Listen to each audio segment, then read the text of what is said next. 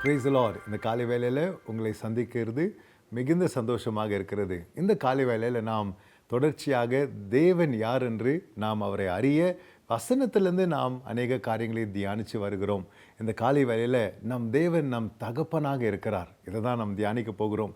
இதை குறித்து வசனம் என்னென்ன சொல்லிக் கொடுக்கிறது என்று நாம் பார்க்க போகிறோம். பாருங்கள், அநேக பேருக்கு தகப்பன்னு சொல்லும் போது அவங்களுடைய அனுபவங்கள் வித்தியாசமாக இருக்கலாம், கருத்து வேறுபாடுகள் இருக்கலாம், சில நல்ல அனுபவங்களாக இருக்கலாம், சில துக்ககரமான அனுபவங்களாக இருக்கலாம். தகப்பன் என்று சொல்லும் போது அநேக பேருடைய வாழ்க்கையில் வித்தியாசமான கருத்துக்களை நாம் பார்க்கறது உண்டு. ஆனால் வேத வசனத்தில் நாம் பார்க்கும் போது ஒரு தகப்பன் யார்? நம் தேவன் நமக்கு முதலாவது ஒரு தகப்பனாக இருக்கிறார். நம் தேவனோட நமக்கு என்ன ஒரு பாக்கியம் இருக்குது பாருங்கள். அவர் வெறும் நம் தேவனாக மாத்திரம் இல்லை, எங்கேயோ ஒரு சிங்காசனத்தின் மேலே உட்காந்துன்னு என்னை வெறும் ஆராதிங்கன்னு அவர் சொல்லலை. ஒரு க்ளோஸ் ரிலேஷன்ஷிப், ஒரு இன்டிமேட் ரிலேஷன்ஷிப், நம்மளோட ஒரு நெருங்கின உறவு, ஒரு தகப்பனாக அவர் வெளிப்படுத்துகிறவராக இருக்கிறார்.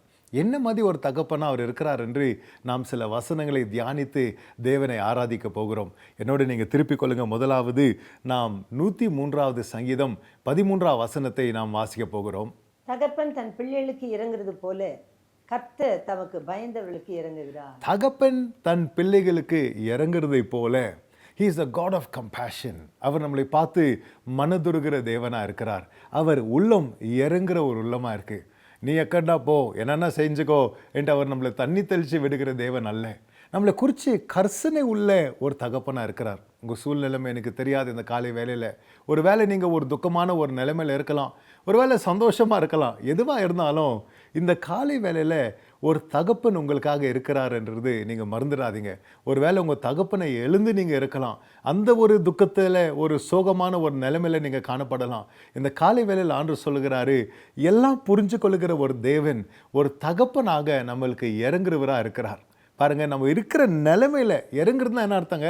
நம்ம இருக்கிற நிலைமையில் இறங்கி வந்து நம்ம கரத்தை பிடிச்சு நம்மளை தாங்கி தூக்கி சுமக்கிற தேவனாக நம் தேவன் இருக்கிறார். இவர் தான் நம் தகப்பனாக இருக்கிறாருங்க.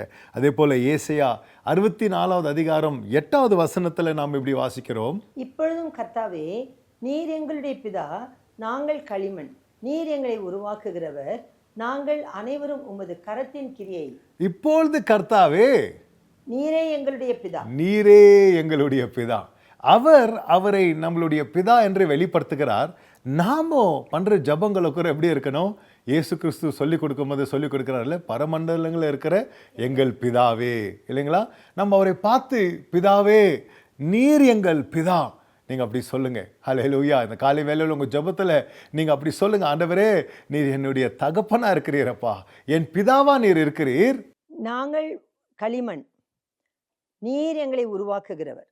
நாங்கள் களிமண்ணாக இருக்கிறோம், நீங்கள் எங்களை உருவாக்குறவர் சொன்ன இல்லைங்களா? இறங்குற தேவனாக இருக்கிறார். அவர் he is involved in your life. நம்ம வாழ்க்கையில் அவர் தூரமாக இல்லை, அவர் நம்ம கிட்டி இருக்கிறாரு. அவர் நம்மளை உருவாக்குகின்ற தேவனாக ஒரு பிதாவாக இருக்கிறார். ஒரு தகப்பன், ஒரு குடும்பத்தில் ஒரு நல்ல தகப்பன் என்ன பண்ணுவாங்க? அவங்க பிள்ளைகளை என்ன வழியில் அவங்க போக வேண்டியுமோ, தேவனுடைய சித்தம் எப்படி இருக்கோ அப்படி அவங்கள நடத்துவாங்க. இன்னைக்கு அந்த பொறுப்பு நம்ம தகப்பனாக இருக்கிற நம்ம ஆண்டவர் எடுத்துக்கொண்டு இருக்கிறாருங்க. உங்கள் ஆவிக்குரிய வாழ்க்கையை குறித்து, உங்கள் முன்னேற்றத்தை குறித்து, உங்கள் குடும்பத்தின் காரியங்களை குறித்து எல்லா பொறுப்பும் பிதா கையில் இருக்குது. இவர் என்ன மதிப்பு தான் நம்ம பார்க்க போகிறோம். இந்த உலகத்தில் நம்ம தகப்பன், நம்ம தாய் சில நாட்கள் தான் நம்ம வாழ்க்கையில் நம்மளோட அவங்க கூட வர முடியும், இல்லைங்களா? வயசான உடனே பிள்ளைங்களை காலேஜுக்கு அனுப்புவாங்க, அப்புறம் அவங்க வேலை ஸ்தலத்தில் பிஸி ஆகிடுவாங்க, அப்புறம் அவங்க திருமண வாழ்க்கையில் பிஸி ஆகிடுவாங்க. பெற்றோர்கள் வந்து சில நேரத்தில் வேலை நிமித்தமாக வேறு ஊருங்களுக்கு பிள்ளைகள் அனுப்பப்படுகிறாங்க. பெற்றோர்களுக்கும் பிள்ளைகளுக்கும் பார்த்திங்கன்னா ஒரு இடைவெளி, ஒரு கேப் வந்துடுவாங்க. அப்புறம் சில நேரத்தில் பார்த்திங்கன்னா உறவுக்கும் அங்கே பார்த்திங்கன்னா அந்த க்ளோஸ்னஸ் போயிடும், இல்லைங்களா? ஆனால் பிதாவாகிய தேவன்கிட்ட நம்ம பார்க்கும்போது அப்படி இல்லை. நாம் எங்கே போனாலும் இஸ்ரவேலை காக்கிறவர் அவர் தூங்குறதில்ல, உறங்குறதில்ல. அவர் கண்கள் நம்ம மேலே இருக்குது. நம்ம போகிற இடத்துல நம்மளை கவனிக்கிறார், நம்மளுக்கு ஆலோசனைகளை தருகிறார், நம்ம கரம் பிடிச்சு நடத்துகிறார். நீ பயப்படாதே, திகையாதே, நானும் தேவன், உன்னோட நான் இருக்கிறேன், வல்லக்கரத்தாலும் உன்னை தாங்குவேன் என்ற வாக்குத்தத்தங்களை கொடுத்து நம் பிதா நம்மளோடு இருக்கிறார். நம்ம வனாந்திரத்தில் இருந்தாலும், அரண்மனையில் இருந்தாலும், நம்ம எங்கே போனாலும் பிதாவாகிய தேவன் உருவாக்குகிறவர். அவர் நம்ம வாழ்க்கையில் பொறுப்பு உத்தரவாதத்தை எடுத்து நம்மளை நடத்துகிற நல்ல தேவனாக நம் பிதாவாகியவர் இருக்கிறார். ஹல்லேலூயா. அது மாத்திரம் இல்லாமல் நாம் மல்கியா 1வது அதிகாரம் 6ஆம் வசனத்தில் இப்படி பார்க்கிறோம். குமாரன் தன் பிதாவையும் ஊழியக்காரன் தன் எஜமானையும் கனம் பண்ணுகிறார்களே, நான் பிதாவானால் என் கனம் எங்கே? நம்ம பிதாவாகிய தேவனை நாம் கனப்படுத்த வேண்டும். ஆண்டவர் அவங்களை பார்த்து கேட்குறாரு, நான் பிதாவானால் என்னுடைய கனம் எங்கே? நம்ம அநேக பக்தருடைய வாழ்க்கையில் நம்ம பார்க்கிறோம் இல்லைங்களா? எப்பொழுதும் தேவன் என்னோடு இருக்கிறார், என்னோட வருகிறார், என்னை காண்கிறார், என் முன்னாடி ராஜாவாக போய்கொண்டிருக்கிறார், என்னை தப்புவிக்கிறார், அவர் நீதியின் வலக்கரத்தால் என்னை தாங்கி கொண்டிருக்கிறார். ஆண்டவர் நம்மளுக்கு பிதாவாக இருக்கிறார். பிதாக்கு கொடுக்கிற ஒரு கனம் நம்ம அவருக்கு கொடுக்க வேண்டும். இந்த நாள் நீங்கள் வெளியே போகும்போது, உங்கள் அலுவல் வழியாக நீங்கள் போகும்போது, உங்கள் காலேஜ் ஸ்கூல் வழியாக நீங்கள் போகும்போது, எங்கே நீங்கள் இருந்தாலும் பிதாவை கனப்படுத்துகிற ஒரு மனப்பான்மை நமக்குள்ளே உண்டாகட்டும். என் தகப்பன் என்னோடு இருக்கிறார், என்னை பார்த்து கொண்டு இருக்கிறார், என்னோடு பேசி கொண்டிருக்கிறார், அவர் சமூகத்துக்குள்ளாக நான் இருக்கிறேன். அவரை கனப்படுத்துகிற கனம், இந்த காரியம் ரொம்ப முக்கியமான ஒரு விஷயங்க. நிறைய கிறிஸ்தவங்க இன்றைக்கி பார்த்தீங்கன்னா ரொம்ப கேஷுவலான ஒரு கிறிஸ்தவ வாழ்க்கையை வாழ்ந்துன்னு போயிடுறோம். அப்படி நாம் இருக்கக்கூடாது. என்னுடைய பிதா என்னை பார்த்து கொண்டிருக்கிறார், அவருக்கு மகிமையான என் வாழ்க்கை, அவருக்கு மகிமை கொண்டு வர ஒரு வாழ்க்கையை நான் ஜீவிக்க வேண்டும். அவரை கனப்படுத்துகிற ஒரு வாழ்க்கை நமக்குள்ளே காணப்பட வேண்டும். நம்ம எல்லாரும் it's a decision we make to honour God in all things. எல்லா விஷயங்களில் நான் தேவனை கனப்படுத்துவேன், என் பிதாவை கனப்படுத்துவேன் என்ற உள்ள நமக்குள்ளே வந்துருச்சுன்னா, இயேசு கிறிஸ்துக்குள்ளே நம்ம அதை பார்க்குறோங்க. இயேசு எப்படி பிதாவை கனப்படுத்துகிறார் நாம் பார்க்குறோம். அவரை கனப்படுத்துகிறவர்களை தேவன் கனப்படுத்துவார். ஹல்லேலூயா. யோவான் 20வது அதிகாரம் 17வது வசனத்தில் இப்படி பார்க்கிறோம். இயேசு அவளை நோக்கி, நான் என் பிதாவினிடத்திற்கும் உங்கள் பிதாவினிடத்திற்கும் என் தேவனிடத்திற்கும் உங்கள் தேவனிடத்திற்கும் ஏறி போகிறேன் என்று அவர்களுக்கு சொல்லு என்றார். எவ்வளோ அழகாக இயேசு இன்ட்ரடியூஸ் பண்ணுறாரு பாருங்க. நான் என் பிதாவு இடத்துலையும் நீ உங்கள் பிதாவு இடத்துலையும் சொல்லுகிறார். அப்படின்னா மை ஃபாதர் யோர் ஃபாதர். இயேசு எவ்வளோ அருமையாக பிதாவை நம்மளுக்கு இன்ட்ரடியூஸ் பண்ணுறாரு பாருங்க. என் பிதா உங்கள் பிதான்னு சொல்லுகிறார் இல்லைங்களா? அந்த வார்த்தை நம்ம இருதயத்தில் ஒரு அடிச்சது போல இருக்கணும். ஏன்னா இயேசு சொல்லுகிற வார்த்தைகள் ஜீவனுள்ள வார்த்தைகள். நம்ம பிதா, நம்ம யாருமே ஆங்கிலத்தில் எப்படி சொல்லுவோம், யூஆர் நாட் ஸ்பிரிச்சுவல் ஆர்ஃபன்ஸ். நம்ம யாருமே ஆவிக்குரிய அனாதைகள் இல்லைங்க. நமக்கு ஒரு பிதா இருக்கிறார். இயேசு சொல்லுகிறார், என் பிதா தான் உங்கள் பிதான்னு சொல்லுகிறார் இல்லைங்களா? நம்மளுடைய தேவன் நம்மளுடைய பிதாவாக அவர் இருக்கிறார். 1 யோவான் 3வது அதிகாரம் 1ஆம் வசனத்தில் எப்படி பார்க்கிறோம். நாம் தேவனுடைய பிள்ளைகள் என்று அழைக்கப்படுவதினாலே பிதாவானவர் நமக்கு பாராட்டின அன்பு எவ்வளவு பெரிதென்று பாருங்கள். இது எவ்வளோ பெரிய ஒரு அன்பு பாருங்க. நாம் தேவனுடைய பிள்ளைகளாக, அவர் நம்மளுக்கு பிதாவாக இருக்கிறார். அவர் நம்மளுக்கு இரக்கம் பாராட்டுறவராக இருக்கிறார்.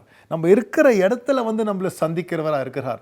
நம்மளை தூக்கி சுமக்கிறவராக இருக்கிறார். பயப்படாதே, நான் உன்னோடு இருக்கிறேன்னு சொல்லுகிறவராக இருக்கிறார். நம்மளுக்கு உதவி செய்கிறவராக இருக்கிறார். நம்மளை தப்பு வைக்கிறவரா நம் பிதாவாகிய தேவன் நம்மளோடு இருக்கிறார். நம்மளை சத்துவம் கொடுத்து பலப்படுத்தி வல்லமையாக நம்மளை நடத்துகிறவர் நம் தேவனாகிய நம்ம பிதாவாக இருக்கிறார். இன்றைக்கு யாரும் எனக்கு இல்லை நீங்கள் நினைச்சிடாதீங்க. உங்கள் பிதாவாகிய தேவன் உங்களோடு இருக்கிறார். நாம் தொடர்ச்சியாக அவர் யார் என்று, அவர் எப்படியெல்லாம் நம்மளுக்கு செயல்பட போகிறார் என்று நாம் பார்க்க போகிறோம். அவருடைய பெயர்களை நாம் கவனிக்கும் போது அவர் பெயர்கள் எல்லாமே பார்த்தீங்கன்னா நமக்கு ஏதுவாக, நம்மளுக்கு உதவி செய்கிற நாமங்களாக, நம்மளை உற்சாகப்படுத்துகிற நாமங்களாக, நம்மளை அவர் சாயலுக்குள்ளாக உருவாக்குகிற நாமங்களாக இருக்கிறது. வாங்கள் என்னோடு ஜெபிங்க. நாம் இந்த நேரத்தில் பிதாவை உயர்த்த போகிறோம். பிதாவாகிய தேவனே, உம்மை நாங்கள் உயர்த்துகிறோம் ஐயா. உம்மை நாங்கள் தொழுது கொள்ளுகிறோம், உம்மை பணிந்து கொள்ளுகிறோம், உம்மையே நாங்கள் வணங்குகிறோம் ஆண்டவரே. நாங்கள் நன்றி சொல்லுகிறோம் ஐயா. ஆண்டவரே, வெறும் எங்கள் தேவனாக எங்கேயோ நீங்கள் தூரம் உட்கார்ந்து இருக்கிறவர் அல்ல, ஆனால் ஒரு நெருங்கின உறவாக எங்களை உம்முடைய பிள்ளைகளாக நீர் அளிக்கிறீர். பிதாவாக நீர் செயல்பட்டு வருகிறீர். ஒரு தகப்பனாக எங்களை நீர் நடத்துகிறீர் ஐயா. இந்த அன்பு எவ்வளோ பெரிய அன்பு ஆண்டவரே. இதுக்காக நாங்கள் நன்றி சொல்கிறோம்ப்பா. உம்முடைய இரக்கத்துக்காக நன்றி, உம்முடைய நடத்துதலுக்காக நாங்கள் நன்றி சொல்கிறோம். இந்த நாள் முழுவதும் ஆண்டவரே உம்முடைய பிள்ளைகளை ஆசீர்வதிங்க, நீங்கள் வழி நடத்துங்கப்பா. உம்மை தகப்பன் என்று அறிந்து கொள்ள அப்படியே செயல்பட நீர் உதவி செய்ய வேண்டும். உமக்கு துதிகன மகிமை செலுத்துகிறோம். இயேசு மூலம் ஜெபிக்கிறேன் ஜீவனுள்ள நல்ல பிதாவே. ஆமென், ஆமென், ஆமென். கர்த்தர் உங்களை ஆசீர்வதிப்பாராக. பிதாவாகிய தேவன் உங்களோடு இருக்கிறார். அவரை துதிங்க, கனப்படுத்துங்க. ஆமென்.